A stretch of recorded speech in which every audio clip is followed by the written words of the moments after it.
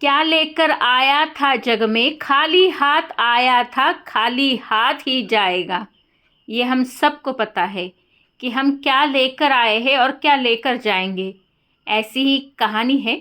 एक व्यापारी था, व्यापार करने में निपुण था, लेकिन कुछ कारणवश उसकी जो छोटी सी दुकान थी वो चल नहीं पा रही थी। वो सोचता रहा कि मैं क्या करूं, दुकान मेरी चल पड़े, इसके लिए मैं क्या करूं। लेकिन भगवान की उस पर कृपा हो गई। एक दिन ऐसे ही बड़े संत ऋषि महापुरुष उसके दुकान पर आए और उसने बड़ी लगन से मन से उनकी सेवा की।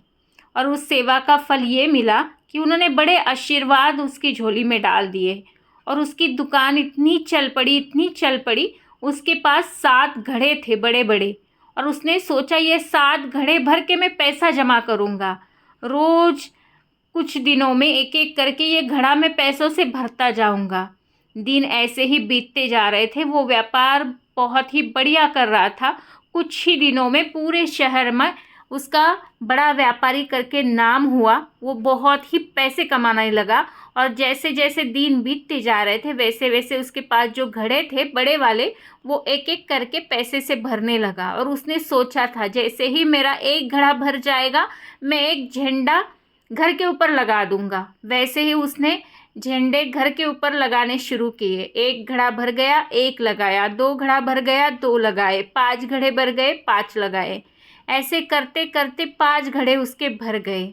लेकिन उसने ये नहीं सोचा है कि ये संपत्ति मैं जमा कर रहा हूँ, मैं इसका क्या करूँगा। एक दिन वही जो महापुरुष उन्होंने जिसको आशीर्वाद दिया था वो फिर से लौट आए। और आए तो उन्होंने देखा घर के ऊपर झंडे लहराए हुए हैं। तो उन्होंने पूछ लिया उस व्यापारी से, हाँ जी ये झंडे कैसे हैं। तो उन्होंने बात बताई व्यापारी ने कि आपने जब आशीर्वाद दे के गए तब से मेरा व्यापार बहुत ही जोरों शोरों से चल पड़ा है।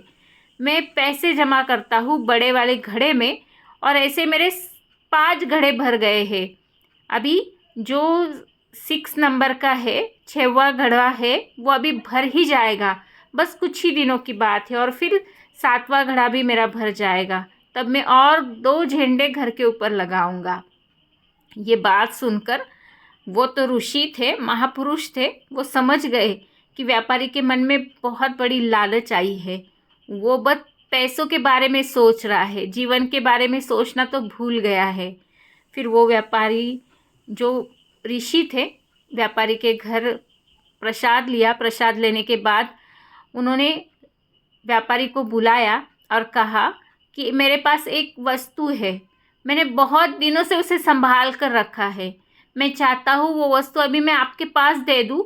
और ये वस्तु है सुई। ये सुई मैं आपके पास देता हूँ, और ये सुई जब मैं स्वर्ग में जाऊँगा, तो जब आप स्वर्ग में आओगे तो ये सुई साथ में लेकर ज़रूर आना, और ये मुझे वहाँ आप स्वर्ग में दे देना।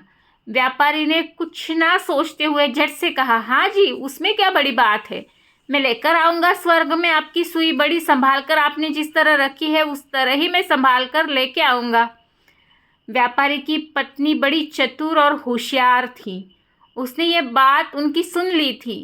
सोते समय उसने व्यापारी को बोला, मरने के बाद कितना भी धनवान हो, कोई धन ऊपर लेकर जाता है भला? सभी कुछ सभी, चाहे धनवान हो चाहे गरीब हो चाहे अमीर हो, सब कुछ यहीं पर सब कुछ छोड़ के जाते हैं। किसी का कुछ साथ में नहीं जाता, न शरीर जाता है, बस जाता है तो जीवात्मा। तो आपने कैसे सोच लिया कि यह सुई आप जाकर उन ऋषि को फिर से स्वर्ग में दे दोगे? ये बात तो व्यापारी के ध्यान में आई नहीं थी। व्यापारी बोला, हाँ मेरी ये बात ध्यान में ही नहीं आई। झट से मैंने अपने ऋषि को हाँ कह दिया। व्यापारी बड़ा परेशान ये बात सुनकर। फिर व्यापारी ने सोचा कैसे मैं पूछूं। रात बीतती जा रही थी, व्यापारी के मन में उलट पुलट हो रहा था। लेकिन जैसे ही ऋषि उठ गए सुबह, वैसे ही व्यापारी भी उठ गया और उनको पूछने लगा कि महंत, ये सुई तो कोई लेके नहीं जाएगा स्वर्ग में, तो आपने मुझे कैसे कहा?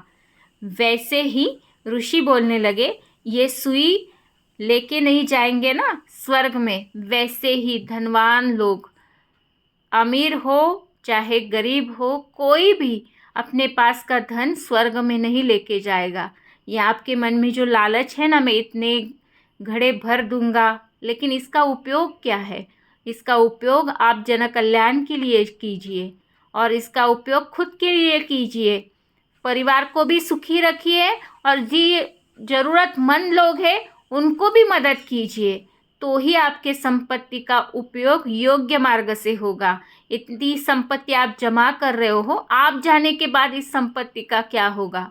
इसलिए जियो तो दूसरे का आनंद में आनंद मना के जियो, और जियो ऐसे जियो कि बस मन को भी आनंद हो और औरों को भी आनंद मिले।